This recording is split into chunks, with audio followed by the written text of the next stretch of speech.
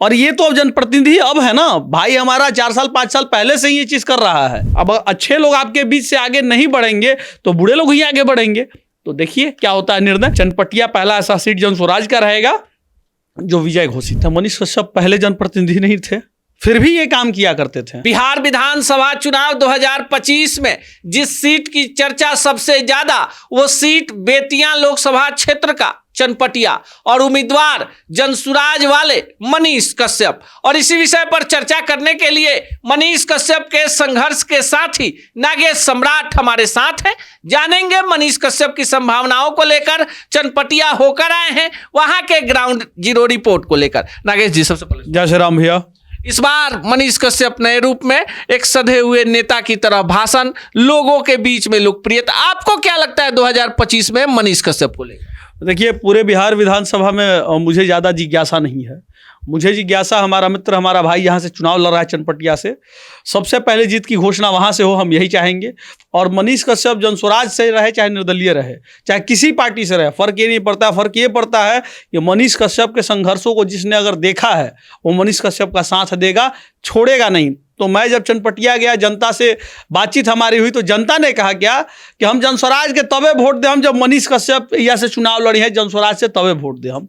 ये सुनने के बाद और हृदय पुलकित हुआ, खुशीपूर्वक हुआ कि चलो भाई, जनता भी चाहता है कि मनीष कश्यप ही जनसुराज से चुनाव लड़े। क्योंकि बहुत सारे कैंडिडेट है, 4-5 कैंडिडेट और भी अलग अलग है, हर पार्टियों के द्वारा 2-4 कैंडिडेट छोड़े गए हैं मार्केट में। तो मनीष कश्यप की चर्चा मजबूती से चनपटिया में है।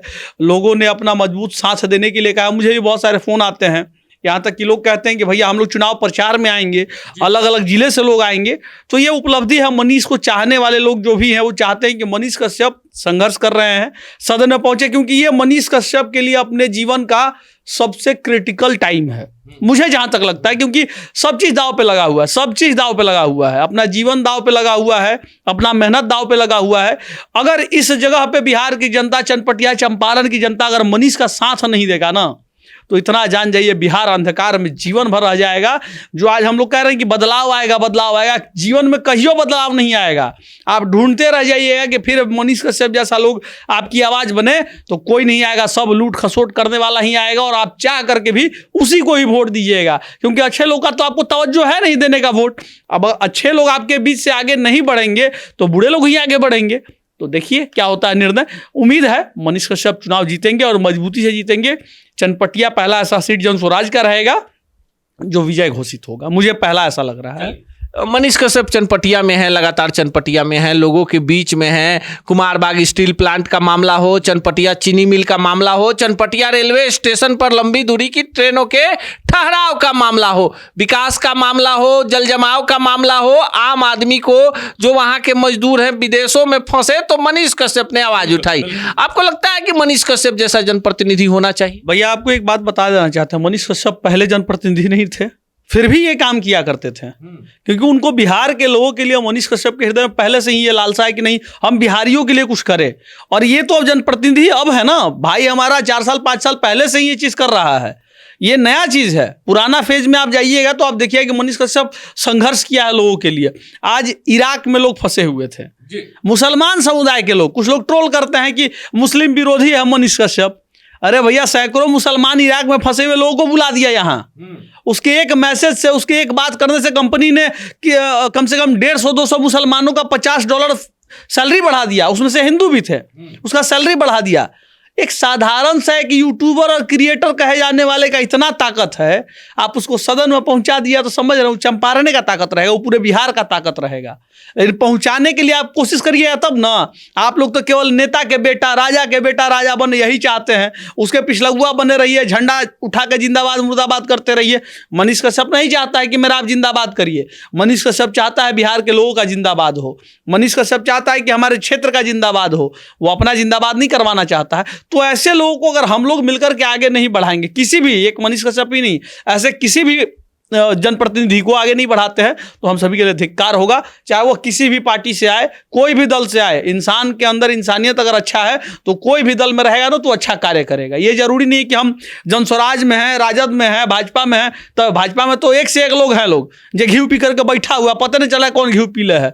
जदयू में भी एक से एक लोग हैं, कई करोड़ के ढकार के बैठा हुआ, पता नहीं है। तो ऐसा लोग है, लोग अच्छा चिन्हाई दे रहा है, ऐसा नहीं है। भाजपा में अच्छे भी लोग हैं, भाजपा में ऐसे भी लोग हैं सेंगर जैसे लोग जिसके शरीर पे बढ़िया से वस्त्र नहीं है आज भी। सेंगर सांसद जो थे आपको पता होगा, टेम्पू से चुनाव प्रचार किए थे। तो ऐसे लोग हैं, और वैसे लोग को अब पता नहीं कहाँ फेंका गए हैं, पता नहीं चल रहा है, चर्चा भी नहीं होता वैसे लोग का। यहाँ आडंबर वाले लोग का, पैसा फॉर्च्यूनर सफारी एकदम पूरा लाइन लगा रहा है, भौकाल रहा है, वैसे लोगों का चर्चा होता है। तो नहीं, हमारा भाई साधारण घर का है, मेहनत किया है बिहारियों के लिए। मनीष कश्यप ने तन मन धन हर चीज न्यौछावर किया बिहार के लोगों के लिए, तो साथ देना बनता है और सदन पहुंचाइए अपने भाई को, तभी बिहार के लिए कुछ अच्छा होगा। मनीष कश्यप का अभी एक भाषण हम देख रहे थे चुनाव प्रचार में। मनीष कश्यप लोगों को सपना नहीं दिखाते, ना ही ये कहते हैं कि ये आएंगे जादू की छड़ी चलाएंगे और बहुत परिवर्तन होगा। मनीष कश्यप का मैंने भाषण देखा, मुझे भी लगा कि नहीं, कुछ बातों में इन बातों की चर्चा आपसे भी करनी चाहिए। मनीष कश्यप कह रहे हैं कि लोगों को चिंता है कि मोदी जी कब तक प्रधानमंत्री रहें, लालू जी का बेटा प्रधानमंत्री या मुख्यमंत्री कितना जल्दी बने, पर उनको इस बात की चिंता नहीं कि उनका बेटवा जो है पढ़ लिख कर मजदूरी करेगा या दूसरे के खेत में जाकर बंधुआ मजदूर बनेगा, इसकी चिंता लोगों को नहीं है। ऐसा एक भ्रमजाल फंसा दिया गया है कि उनको इस बात की चिंता है कि नेताजी का बेटा अगला बार विधायक बनेगा कि नहीं, विधायक बन गया तो सीएम बनेगा कि नहीं। देखिए, सबसे बड़ा चीज क्या है कि जो जनता है ना, हमारा जनता को इतना नीचे ला दिया गया, उसका निम्न स्तर पे दिमाग ला दिया गया है कि वो उन नेताओं से अलग हटिए नहीं पा रहा है। राजद के लोग जो है वो लालू यादव से अलग नहीं हट पा रहे हैं, भाजपा के लोग हैं जो नरेंद्र मोदी से अलग नहीं हट पा रहे। अरे भाई, मेरे नरेंद्र मोदी जी कितने दिन तक राजनीति करेंगे? अरे कम से कम उन झंडा उठाने वाले, संघर्ष करने वाले जो भाजपा में युवा हैं, उनको तो साथ दीजिए। कांग्रेस से आए हुए नेता को भाजपा में बड़ा बड़ा जगह मिल जाता है, आरजेडी से आए हुए नेता को भाजपा में बड़ा बड़ा जगह मिल जाता है। सनातनी जो संघर्ष कर रहे हैं योद्धा हिंदुओं के, हम तो कहे हैं कि 10 हिंदुवादी संगठन के योद्धाओं को आप टिकट दीजिए तो जरा। भाजपा के लोगों से हम कहे हैं, क्योंकि सनातन के लिए तो सबसे पहले आप ही को जाना जाता है, क्योंकि आपने ठेका उठा रखा है।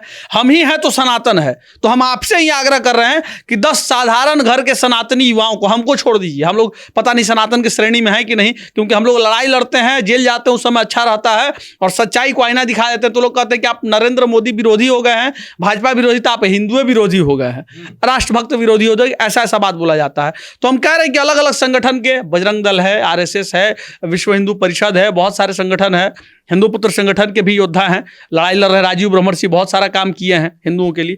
दीजिए ना ये लोगों को टिकट भाई, साधारण घर के लोगों को दिखाइए। मतलब का जायसवाल जी चुनाव लड़ेंगे, तेजस्वी यादव जी चुनाव लड़ेंगे, केवल यही लोग चुनाव लड़ेगा? सम्राट चौधरी जी, मंगल पांडे जी बैकडोर से मंत्री बन जाएंगे? अरे संघर्ष करने वाले लोग को आगे बढ़ाइए। हम भाजपा में भी, युवा मोर्चा में बहुत ऐसे लोग को देखे हैं जो लड़ाई लड़ते हैं, वैसे लोगों का तवज्जो नहीं मिलता है। वो लोग केवल झंडा ढोइए, आगे पीछे करिए, फोटो खिंचवाइए, ठेकेदारी उदारी कहीं छोटा सा मिल जाएगा तो उसी में जीवन जी लीजिए अपना। ये है। तो समाज को सीखना पड़ेगा कि नहीं, हमारे बीच के साधारण लड़कों को मौका मिलना चाहिए और उस लड़के के साथ आपको खड़ा होना चाहिए, ना कि पार्टी का बड़े नेता। अरे वो तो ऑलरेडी बड़ा है, उसके पास इतना पैसा है कि 10 पुश्त खाएगा, 7 पुश्त नहीं 10 पुश्त खाएगा। लेकिन साधारण घर का बेटवा जब आगे बढ़ेगा तो आपके इर्द गिर्द का 100 घर तो जरूर जिया जाएगा, जरूर उसका उद्धार कल्याण हो जाएगा। इस नाते अपने घर के साधारण बच्चों को भी राजनीति में आगे बढ़ाने का काम करिए, और जो आगे बढ़ने का प्रयास कर रहे हैं, कदम बढ़ा रहे हैं संघर्ष करके, उनका साथ दिए। जैसे एक मनीष कश्यप साधारण लड़का है, हमारे श्याम भाई हैं छपड़ा गोपालगंज साइड से हैं, फिर से एक राहुल भाई हैं सिवान से हैं। तो ये लोग साधारण घर के लड़के हैं, मेहनत कर रहे हैं, संघर्ष कर रहे हैं। तो साधारण घर के लड़के जब मेहनत करते हैं उसकी चर्चा कोई नहीं करता है। क्या है भैया, मतलब जो टीविया में चल रहा है, पैसा दे करके पूरा टीवी में वीडियो चलवा रहा है, उसी का चर्चा खाली होगा? नहीं, अब हर साधारण घर के लड़के के अंदर अगर जज्बा है तो उसका भी चर्चा होना चाहिए, उसको भी राजनीति में आना चाहिए। साधारण घर का बच्चा IAS IPS बनेगा तैयारी करके तो उसकी चर्चा होती है। पैसे वाले लोग सब कोई IAS IPS का नहीं बन जाता है, और उसकी चर्चा इसलिए नहीं होती क्योंकि उसके पीछे एक बैकबोन है, बड़े IAS IPS घर में हैं, मंत्री विधायक के बाल बच्चा है। लेकिन एक रिक्शे वाले का बेटा जब IAS बनता है तो उसकी चर्चा क्यों इतनी होती है? उसी प्रकार से एक साधारण घर का बेटा जब नेता बनेगा ना तो उसकी चर्चा पूरे भारतवर्ष में होगी। चलिए, साधारण घर का बेटा नेता बनेगा, चनपटिया के पास बड़ा विकल्प मनीष कश्यप के रूप में मौजूद है। मनीष कश्यप का विधायक बनना इसलिए जरूरी कि जो समाज की बात करेगा, समाज उसके साथ खड़ा होगा। अब चनपटिया के रन में धीरे धीरे रंग जो है बदलना शुरू हुआ है। जो मनीष कश्यप अभी तक नेताओं को लग नहीं रहे थे कि बड़ा फैक्टर बनेंगे, अब जिसको भी चनपटिया में लड़ना है मनीष कश्यप से ही लड़ना है। बाकी नागेश सम्राट जी की बातों से आप कितना सहमत हैं, कमेंट बॉक्स में जरूर बताइएगा।